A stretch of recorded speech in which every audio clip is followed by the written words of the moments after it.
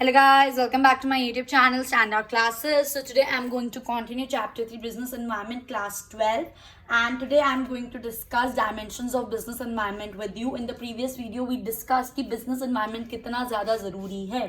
एक छोटी सी लाइन में मैं पिछली वीडियो को समराइज करना चाहूँगी कि business environment is something जो business के आसपास है. ऑब्वियसली बात है, business आपका आइसोलेशन में एग्जिस्ट नहीं करेगा, तो ऐसी बहुत सारे business environment में एक्सटर्नल फोर्सेज होते हैं जो business के कंट्रोल में नहीं होते, और वो जो फोर्सेस होते हैं वो कहीं ना कहीं बिजनेस को अफेक्ट करते हैं. सो बिजनेस एनवायरनमेंट को एनालाइज करना, उसको स्टडी करना बहुत ज़्यादा इंपॉर्टेंट है ताकि हम एक बिजनेस को लॉन्ग रन में सर्वाइव करवा सके. So firstly this. Secondly, business environment में इट्स डायनामिक. यस, हमने कल पढ़ी थी ये बात in my last video. I taught you this that business environment is very dynamic. Dynamic means what? It keeps on changing. So ऐसा नहीं हो सकता कि बिजनेस ये है, बिजनेस एनवायरनमेंट चेंज हो रहा है, टेक्नोलॉजीज आ रही है, पॉलिसीज आ रही है, पर आपका बिजनेस वहीं का वहीं है, तो आप न्यू आप लॉन्ग रन में सर्वाइव नहीं कर पाओगे. ठीक है. सो बहुत ज़्यादा इंपॉर्टेंट है किसी भी बिजनेस के लिए, जो भी बिजनेस एनवायरनमेंट में चेंजेस हो रहे हैं उनको अडेप्ट करना, उनके साथ चलना. जैसे मैंने आपको लास्ट वीडियो में एग्जांपल दिया था कंप्यूटर और लैपटॉप का. ठीक है. So that thing is very very important. ठीक है. तो बस एक चीज़ याद रखना कि बिजनेस एनवायरनमेंट को अगर सक्सेसफुल होना है, बिजनेस एनवायरनमेंट को अगर बिजनेस को अगर लॉन्ग रन में प्रॉफिट अर्न करना है, तो जो भी बिजनेस एनवायरनमेंट में चेंजेस हो रहे हैं वो उसको अडेप्ट करने पड़ेंगे. उसी बेस पे हमारा नेक्स्ट टॉपिक है guys, that is dimensions of business environment. कि ऐसे कौन कौन से पार्ट्स होते हैं बिजनेस एनवायरनमेंट में, बिजनेस एनवायरनमेंट में किन किन डिफरेंट सेगमेंट्स के चेंजेस होते हैं. ठीक है. सो डायमेंशंस ऑफ बिजनेस एनवायरनमेंट आज 4 डायमेंशंस हम लोगों को पढ़ना है. First is economic dimension, second is social dimension, third is legal dimension, fourth is technological dimension, and fifth is political dimension. ठीक है. ये 5 डायमेंशंस, मतलब एक तरीके से आप ऐसा सोच सकते हो कि ये अगर मेरा बिजनेस एनवायरनमेंट है, ठीक है, और ये मेरा बिजनेस है, तो इसके अंदर 5 डायमेंशंस देखो, 1 2 3 एंड 4. 1 2 3 4 5. ये 5 ऐसे डायमेंशंस हैं जो बिजनेस को क्या कर रहे हैं, इफेक्ट कर रहे हैं. आई मेरी बात समझ? और ये 5 कौन कौन से हैं? Economic dimension, social dimension, legal dimension, technological dimension and political dimensions. So all these are considered, which are considered for decision making and improving the performance of the enterprise. अगर एक बिजनेस को कोई भी इंपॉर्टेंट डिसीजन लेना है या फिर अपनी परफॉर्मेंस को बेटर करना है, लॉन्ग रन में प्रॉफिट अर्न करना है, तो उसको ये पांचों के पांचों डायमेंशन कंसिडर करने ही पड़ेंगे. कोई भी एक डायमेंशन छूट गया तो वो नेगेटिव इम्पैक्ट आपके बिजनेस पर छोड़ सकता है. आ रही है मेरी बात समझ? तो ये बहुत ज़्यादा ज़रूरी है कि आप, बल्कि डायमेंशंस तो चलो ठीक है, हमने प्रीवियस वीडियो में भी ये चीज़ पढ़ी थी कि जब भी हमें बिजनेस से कुछ भी इंपॉर्टेंट रिलेटेड डिसीजन लेना है, कुछ भी सोचना है बिजनेस के बारे में, तो हमें बिजनेस एनवायरनमेंट को अच्छे से एनालाइज करना है. तो इस लाइन का मतलब क्या है कि बिजनेस एनवायरनमेंट को अच्छे से एनालाइज करना है. इस लाइन का मतलब भी आपको आपके डायमेंशंस को अच्छे से एनालाइज करना है, स्टडी करना है, उनका इफेक्ट देखते हुए फिर आपको बिजनेस का डिसीजन लेना है. आ रही है मेरी बात समझ? ठीक है. सो इसलिए knowledge of all these dimensions are very important. सारे डायमेंशंस की नॉलेज बहुत ज़्यादा इंपॉर्टेंट है for the survival of business in the long run, ताकि आपका बिजनेस लॉन्ग रन में सर्वाइव कर सके. तो अब आप समझ गए होंगे कि कितना ज़्यादा इंपॉर्टेंट है एक बिजनेस एनवायरनमेंट को स्टडी करना, एक मैनेजर के लिए बिजनेस एनवायरनमेंट को एनालाइज करना. और बिजनेस एनवायरनमेंट के अंदर क्या आते हैं? Dimension, that is economic, social, legal, techno and political. I hope guys इतनी बात क्लियर है आपको. अब हम फटाफट से इन डायमेंशंस को डिस्कस करते हैं. First is my economic environment. Environment बोलो, डायमेंशन बोलो, one and the same thing. ठीक है. सो इकोनॉमिक वर्ड से आप क्या समझते हो? जब भी आप इकोनॉमिक्स पढ़ो या बिजनेस पढ़ो, इकोनॉमिक का मतलब होता है गाइस बाइंग एंड सेलिंग. और बाइंग एंड सेलिंग कहाँ पर होगा? एक मार्केट के अंदर. तो बाइंग एंड सेलिंग से रिलेटेड जितनी भी चेंजेस होंगे वो सारे हमारे किसके अंदर आएंगे? इकोनॉमिक एनवायरनमेंट के अंदर आएंगे. आप कह सकते हो इकोनॉमिक डायमेंशन का वो एक पार्ट होंगे. ठीक है. ऐसे आपके 1 वर्ड क्वेश्चंस बहुत सारे आ सकते हैं एग्जाम में. तो आपको हर डायमेंशन का, हर एनवायरनमेंट का मतलब बिल्कुल पता होना चाहिए. कोई भी वो आपको स्टेटमेंट दे देंगे, बोलेंगे कौन से डायमेंशन का पार्ट है, कौन से एनवायरनमेंट का पार्ट है, तो आपको पता होना चाहिए इकोनॉमिक में क्या चीज़ें आती हैं, सोशल में क्या आती है, लीगल में क्या आती है, टेक्नो में क्या आती है और पॉलिटिकल में क्या आती है. क्लियर? सो इकोनॉमिक इन्वायरमेंट, अगेन मैं बोल रही हूँ, जो buying and selling of goods से रिलेटेड होता है, जो बिजनेस से रिलेटेड होता है, क्योंकि business is buying and selling of goods and services, उससे रिलेटेड जितनी भी चीजें होंगी वो हमारी किसके अंदर आएंगी? इकोनॉमिक इन्वायरमेंट के अंदर। फॉर एग्जाम्पल क्या क्या आता है? इंटरेस्ट रेट हो गया आपका, इन्फ्लेशन रेट। इन्फ्लेशन रेट क्या होता है? इन्फ्लेशन का मतलब क्या होता है गाइस? महंगाई। ठीक है, किस रेट से महंगाई बढ़ रही है, that is your inflation rate. Change in disposable income. Disposable income क्या होती है? एज अ कॉमर्स स्टूडेंट अब ये चीजें आपको पता होनी चाहिए। इन्फ्लेशन का मतलब महंगाई होता है। डिस्पोजेबल इनकम क्या होती है? डिस्पोजेबल इनकम वो इनकम होती है जो हमारे पास खर्च करने के लिए बचती है after paying all the taxes. For example mister x ने 10,000 रुपये अर्न करे, अब 10,000 रुपये में उसे 2,000 रुपये अपने एज अ टैक्स देने पड़े, कटता है, ठीक है, कुछ अमाउंट कटता है। आपने सुना होगा ना, सैलरी हमेशा कट कर मिलती है। तो that is your disposable income, वो इनकम जो अब हम सीधा खर्च कर सकते हैं, हमें उस इनकम में से कोई टैक्स वगैरह कुछ पे नहीं करना, हमारी मर्जी, अब जो इनकम है हम उसको खर्च करें, सेव करें, दैट इज डिस्पोजेबल इनकम। ठीक है, are some of the economic factors. Interest rate हो गया, इन्फ्लेशन रेट हो गया, डिस्पोजेबल इनकम, ये कुछ ऐसे फैक्टर्स हैं जो आपके किसके अंदर आएंगे? इकोनॉमिक एनवायरनमेंट के अंदर आएंगे। चेक कर लो, इंटरेस्ट रेट किससे रिलेटेड होता है? पैसों से। पैसों से अगेन किससे रिलेट हो गया? Buying and selling. कोई लोन लेता है उससे रिलेटेड इंटरेस्ट रेट, तो ये किस चीज के अंदर आ गया? इकोनॉमिक के अंदर। इन्फ्लेशन रेट अगेन महंगाई, buying and selling. Disposable income, बिना इनकम के बाइंग एंड सेलिंग कैसे करोगे? समझ रहे हो मेरी बात? तो आपको थोड़ा थोड़ा ऐसे रिलेट करना पड़ेगा। आप इसको ध्यान से समझो। In case of construction of automobiles companies, जो आपकी ऑटोमोबाइल्स कंपनीज होती हैं, लाइक कार्स वगैरह जो बनाते हैं, उनके लिए interest rate is very important. कैसे? क्योंकि अगर वो एक लॉन्ग रन में लोगों को लो इंटरेस्ट रेट प्रोवाइड करते हैं तो ज्यादा से ज्यादा लोग आके फाइनेंस करवाएंगे।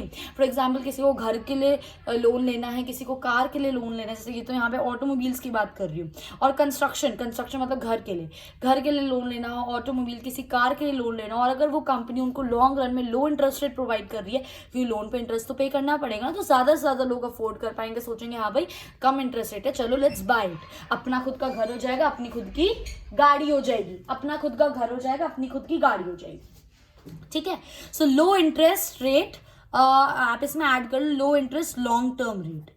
ठीक है, लॉन्ग टर्म की बात कर रही हूँ मैं। Low interest long term rate are beneficial because it increases the spending of the consumers on buying. कैसे इंक्रीज करता है स्पेंडिंग? क्योंकि ज्यादा से ज्यादा लोग अब सोचते हैं कि हाँ भाई हम अफोर्ड कर सकते हैं। Similarly rise in disposable income due to rise in GDP, gross domestic product. Gross domestic product क्या होता है? वो सारी चीजों का प्रोडक्ट जो आपकी कंट्री में प्रोड्यूस हो रही हैं। अब अगर प्रोडक्शन इंक्रीज होगा तो ऑब्वियस ही बात है, प्रोडक्शन इंक्रीज हो रहा है, लोग उसको सेल करेंगे तो उनकी इनकम इंक्रीज होगी। इनकम से हमें कौन सा मेरा मतलब है? डिस्पोजेबल इनकम उनकी इंक्रीज होगी।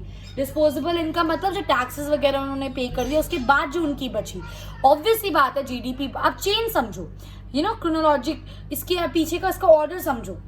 जब जीडीपी इंक्रीज हो रही है, जीडीपी मतलब प्रोडक्शन बढ़ रही है, तो उनकी सेल बढ़ रही है, उनकी सेल बढ़ रही है तो मतलब उसकी इनकम बढ़ रही है, उनकी इनकम बढ़ेगी तो अब जब उनकी इनकम बढ़ेगी तो वो ज्यादा चीजें खरीद सकते हैं। बेसिकली उनकी परचेजिंग पावर बढ़ रही है, और परचेजिंग पावर बढ़ रही है तो मतलब उनकी क्या बढ़ रही है? डिमांड बढ़ रही है। देखा कैसे इनकम इंक्रीज इन इनकम की वजह से डिमांड बढ़ रही है, तो कैसे वो आपका बिजनेस पे इफेक्ट ला रहा है। तो ये सारी चीज किसके अंदर आएंगी? इकोनॉमिक एनवायरनमेंट के अंदर आएगा। नेक्स्ट आता है आपका इंक्रीज इन इन्फ्लेशन।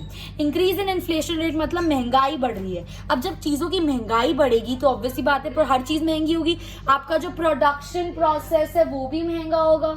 जब आपका प्रोडक्शन प्रोसेस महंगा होगा तो सब कुछ इंटरलिंक्ड है। महंगाई हो गई, प्रोडक्शन चीजें, कॉस्ट ऑफ प्रोडक्शन आपकी महंगी हो गई, आपका प्रॉफिट डेफिनेटली कम होगा। ये चीज आपने इकोनॉमिक्स में 11th क्लास में पढ़ी होगी कि जब आपका कॉस्ट ऑफ प्रोडक्शन बढ़ता है तो आपका प्रॉफिट कम होता है। जब लोगों का प्रॉफिट कम होता है तो एज अ प्रोड्यूसर वो अपनी सप्लाई कम करना चाहते हैं, क्योंकि जो प्रोड्यूसर है वो अपनी सप्लाई तभी तो ज्यादा करेगा जब प्रॉफिट ज्यादा मिलेगा उसको। ठीक है, तो अल्टीमेटली इस चीज से भी क्या हुआ? बिजनेस पे इफेक्ट आया। कहने का मतलब ये है कि कुछ ऐसे इकोनॉमिक फैक्टर जिससे आपके बिजनेस पे असर आ रहा है। आई मेरी बात समझ? Moving on to next dimension, that is your social dimension और सोशल एनवायरनमेंट। अब सोशल एनवायरनमेंट मतलब सोसाइटी, लोगों से रिलेटेड। मैं आपको इसलिए बता रही हूँ, economic buying and selling, business से related.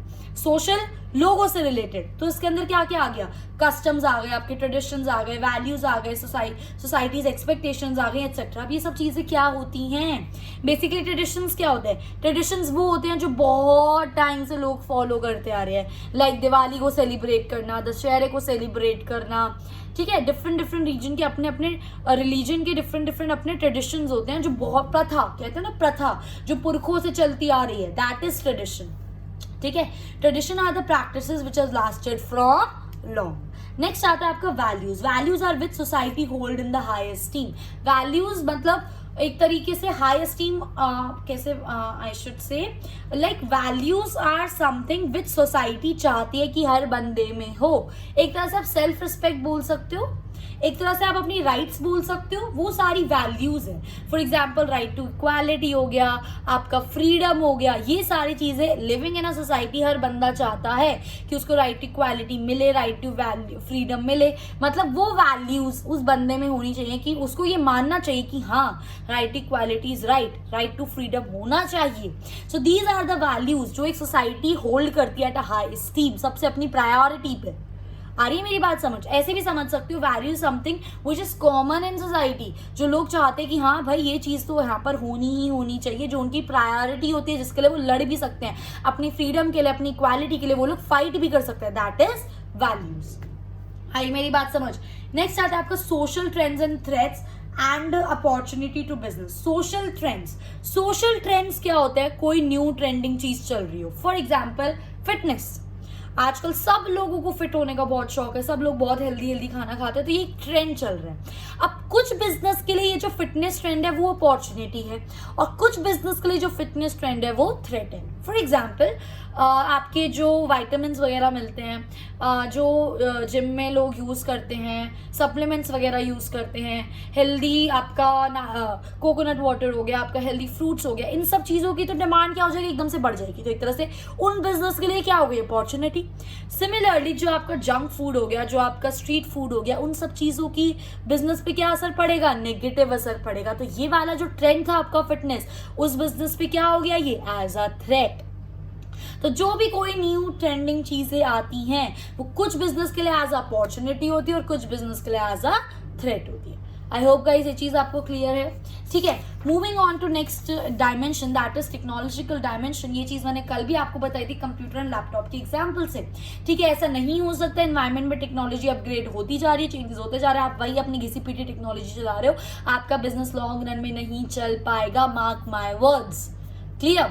So it include forces which are, मतलब टेक्नोलॉजिकल के अंदर क्या क्या इंक्लूड करेंगे, साइंटिफिक इंप्रूवमेंट एंड इनोवेशंस, कुछ डिफरेंट आविष्कार हुआ, कुछ डिफरेंट इन्वेंशन हुआ, ठीक है, कोई साइंटिफिक इंप्रूवमेंट, कोई न्यू इनोवेशन, वो सब किसके अंदर आएगा, टेक्नोलॉजी के अंदर आएगा। Which provide new ways of producing goods and services. Obviously बात है, हम टेक्नोलॉजी अपग्रेड कर रहे हैं तो मतलब न्यू तरीके से लोगों का काम आसान करने की कोशिश कर रहे हैं, जो हेल्प करेंगे in producing goods and services, and new methods of techniques of operating a business, की कैसे न्यू मेथड्स और न्यू टेक्निक से आप अपना बिजनेस ऑपरेट कर सकते हो। ये सारी चीजें, न्यू मेथड्स आ गए ना, मतलब टेक्नोलॉजिकल एनवायरनमेंट, ठीक है। जैसे कि example, now tickets can be bought online, आप ऑनलाइन टिकट्स खरीद सकते हो। अब आपको मूवी हॉल की टिकट्स हो गई, ट्रेन की टिकट्स हो गई, फ्लाइट्स की टिकट्स हो गई, now all you can buy online, don't have to go there, stand in a line, wait for your number and then buy a ticket, right. So ये सब किसका पार्ट हो, टेक्नोलॉजी चेंज हुई, you got more and more facilities कि आप घर पे बैठे बैठे now you can order your tickets, right, you can book your tickets. So next are the fountain pen to ball point pen. This is again, पहले के time में fountain pens use होते थे, but due to so many drawbacks of fountain pen, ball point pen came into the market. So this is again new innovation, new technology. And हमेशा याद रखना, new technology आती है humans को help करने के लिए। Next आता है typewriter to computer based word processor. पहले लोग टाइपराइटर यूज करते थे, अब कंप्यूटर पे आ गए थे, अब कंप्यूटर से लैपटॉप्स पर आ गए, ठीक है। सो ये क्या हो रहा है, टेक्नोलॉजी अपग्रेडेशन ही तो हो रहा है। सो ये सारा चीजें किसका पार्ट है, आपका टेक्नोलॉजिकल एनवायरनमेंट का। Moving on to next dimension, that is your political environment. Again political dimension मतलब पॉलिटिकल पार्टीज, गवर्नमेंट से related, opposition party, running party, उन सब चीजों से रिलेटेड, ठीक है, दैट इज पॉलिटिकल डायमेंशन। और इनका भी डायरेक्टली या इनडायरेक्टली आपके बिजनेस पे असर पड़ता है, कैसे वो समझते हैं।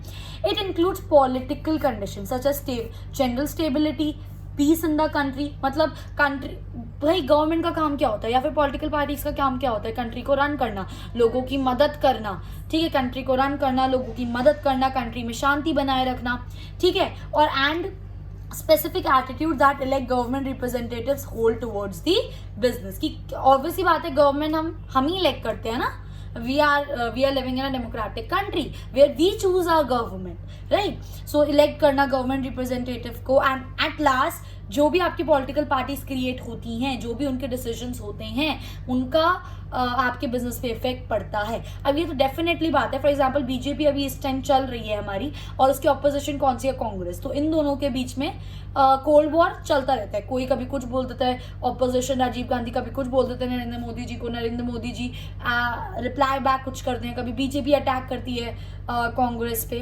तो ये सारी चीजें डिपेंड करता है कि एक कंट्री में, कंट्री के परस्पेक्टिव से कंट्री के अंदर शांति ला रहा है, कंट्री के अंदर अनस्टेबिलिटी ला रहा है, ठीक है। सो पॉलिटिकल एनवायरनमेंट अगर स्टेबल है, मतलब अगर ऑपोजिशन पार्टी और करंट पार्टी के बीच में सब कुछ सही है, सो business environment and business will be stable. Obviously बात है, बिजनेस एनवायरनमेंट स्टेबल तो business will be stable. Political stability क्या करता है? Build up the confidence of the business investors. लोगों को लगता है हाँ भाई कंडीशन बिल्कुल सही है, पॉलिटिकल चीजें भी सही हैं, कुछ अभी ज्यादा लड़ाई वड़ाई दंगे वंगे कुछ नहीं चल रहा है, मतलब एक तरह से कॉन्फिडेंस आता है इन्वेस्टर्स में, जिसकी वजह से वो और ज्यादा आके इन्वेस्ट करते हैं इनटू द बिजनेस।